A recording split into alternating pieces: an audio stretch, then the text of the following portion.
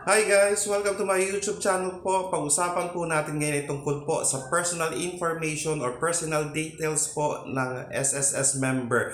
Siguraduhin po natin na lahat po ng impormasyon na finorward po natin sa SSS ay tama po, dahil kung hindi po tama, may posibilidad po na hindi po natin matanggap ang mga benepisyo mula sa SSS. Ngayon, kung meron naman pong mga problema ang inyong mga details, lalong-lalo po ang inyong personal details po, pwede po tayong gumamit ng form ni SSS or ang tinatawag po nating E4 form ni SSS para po ma-correct, ma-update po natin yung maling impormasyon na nasubmit po natin sa SSS. Bakit po importante po ito? Dahil nga po, ulitin ko po, hindi po natin matatanggap yung mga benepisyo mula sa SSS kung meron pong discrepancy or maling impormasyon po sa ating mga personal details or personal information po. Okay? Sana po nakatulong po ako. Please do not forget to subscribe, like, and share para po lagi po kayong updated sa ating mga videos. Maraming salamat po and stay safe. Bye-bye!